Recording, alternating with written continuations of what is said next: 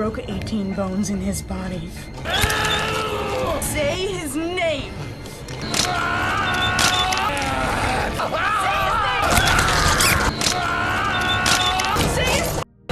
The movie starts with a small family that seems happy together. The husband, Craig, is a doctor, and his wife, Elise, works as a real estate agent. They take turns caring for their 6-year-old son, Benjamin, because their work schedules are different. One morning, Elise goes to work while Craig stays home to look after Benjamin. Craig invites Benjamin to play ball in the yard. However, when the weather gets hot, Craig goes inside the house to get sunscreen for Benjamin. While Craig is inside, a man in a car nearby watches Benjamin closely. The car slowly moves closer to the yard where Benjamin is playing. Inside the house, Craig searches for the sunscreen in a messy drawer. He has no idea that something terrible is about to happen. When Craig goes back outside, he sees the car speeding away with Benjamin inside. Panicked, Craig runs after the car but cannot keep up. He quickly gets into his car to chase the kidnapper. However, Craig realizes he left his phone at home, so he cannot call the police. Craig decides to keep chasing the car by himself. He stops at an overpass, but the kidnapper's car is gone. Traffic gets busy, and Craig desperately tries to stop other cars to borrow a phone. Meanwhile, Elise comes home from work and is shocked to see the house surrounded by police and reporters. Inside, she sees Craig looking scared and panicked. Before she can ask him anything, a detective asks Elise to sit down and talk about the kidnapping. This only makes Elise more upset, and she screams, asking where her son is.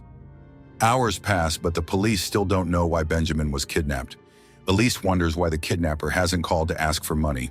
She starts to fear that the kidnapping wasn't for ransom, but was done by someone who enjoys hurting others, a psychopath. Meanwhile, Benjamin is locked in a basement room. He screams in fear, calling for his parents. His screams annoy the kidnapper, a man named John Kozlowski. Angry at the noise, John enters the room with the intention to harm Benjamin. Later, 2 police officers, Patterson and Alvarez, visit John's house after neighbors report hearing crying sounds from the basement. When John opens the door, he doesn't let them inside. He claims the sounds are his own because he is feeling depressed. However, Alvarez notices children's clothes inside the house, which makes him suspicious. When the officers ask to search the house, John refuses and demands they bring a warrant. This forces the officers to take stricter action and search the house without John's permission. As they search, the officers find a door to the basement. Inside, they discover old, dirty furniture. Patterson, however, feels something is wrong. He notices bloodstains and tools like drills and hammers covered in blood.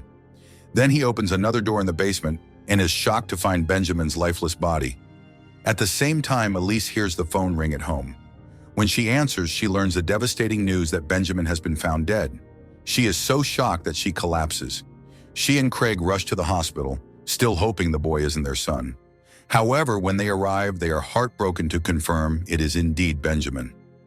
In just a few hours, Craig and Elise's happy life is completely destroyed. They are heartbroken and angry, hoping the court will punish the kidnapper, John, as harshly as possible.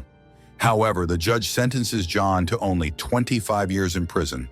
This decision leaves Craig and Elise feeling very angry and disappointed. Elise cannot hide her frustration. She asks Craig to help her get a gun, but Craig tells her that killing John will not solve anything. Elise, feeling hopeless, says they have failed as parents and need to do something to honor their son, Benjamin. Days go by, and Craig and Elise are in a terrible mental state.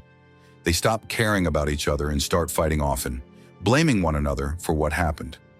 Eventually, Elise decides to leave Craig for a while to calm down and deal with her emotions. After Elise leaves, Craig falls into deep despair. He feels there is no future for him and their family.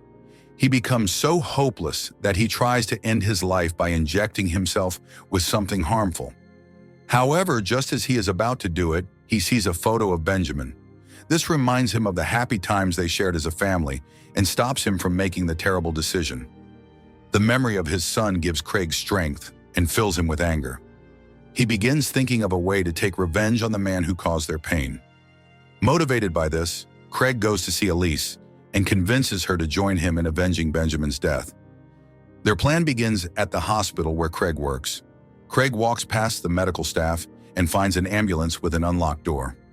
He goes inside and takes some medicine, putting it into a small bag to use later.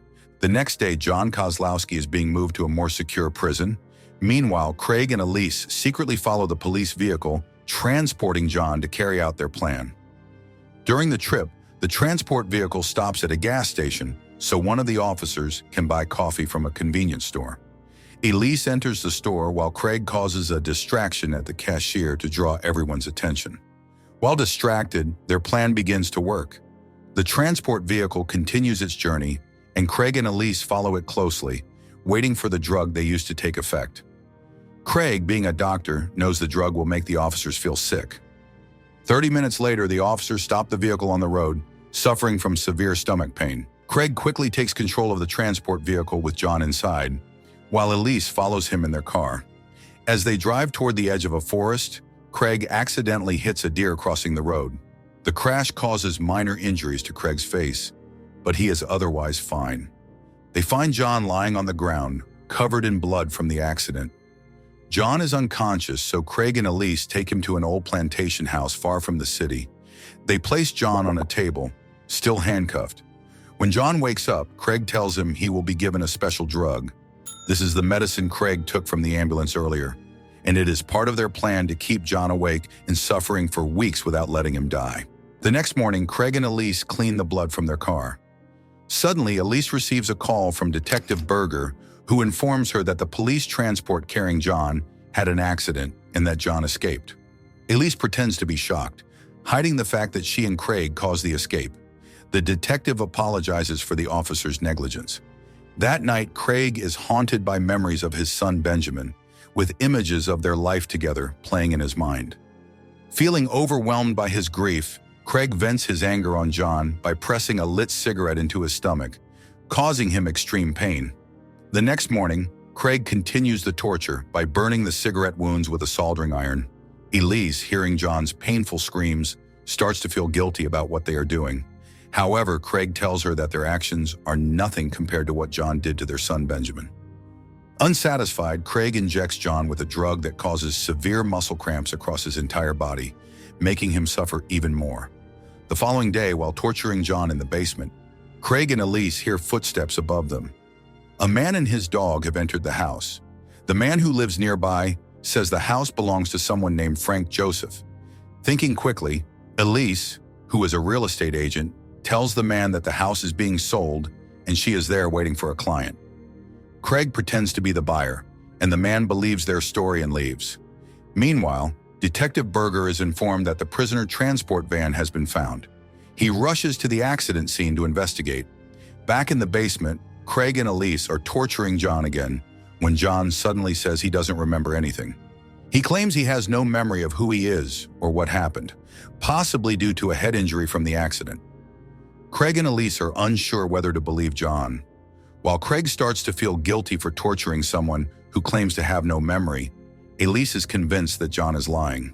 To test him, they decide to hurt John's leg and force him to say their son Benjamin's name. Later that night, Elise wakes up and goes to the bathroom. Meanwhile, in the basement, John, who is handcuffed, tries to free himself. After some effort, he manages to break the handcuffs on his hands and legs. John sneaks upstairs, hoping to escape, but Elise hears the bedroom door slowly opening. She feels scared and panicked. Seeing her husband Craig still asleep, Elise knows she has to act. She grabs an iron pipe, moves carefully, and knocks John unconscious. Craig wakes up to the noise, and together they drag John back to the basement. However, John wakes up again and fights back. He kicks Craig down the stairs and runs away, leaving Elise unharmed. Meanwhile, the police are searching the area and manage to catch John as he tries to escape. When the police arrest him, they confirm he is John Kozlowski, the man sentenced to 25 years in prison for killing a child. However, the situation becomes more complicated. The police reveal that another prisoner was also in the van that Craig and Elise hijacked earlier. This man, Patrick Galligan, was sentenced to 18 months for tax evasion and fraud. He is the man who accidentally ended up with Craig and Elise in the house. Craig and Elise are shocked to find Patrick hanging in the basement. They also discover a note he left behind. In the note, Patrick admits that he is a terrible person and regrets his actions. He writes that he deserves the torture they gave him, but could no longer endure the pain, so he ended his life. Craig and Elise are devastated when they realize they made a terrible mistake. The man they tortured and blamed for their son's death was not John Kozlowski, but Patrick Galligan, an innocent man in the context of their revenge. Their plan for vengeance has completely failed. And with that, the movie ends. We hope you enjoyed our recap. Watch other recaps on the screen. Like the video and subscribe to our channel for more amazing recaps. See you in the next one.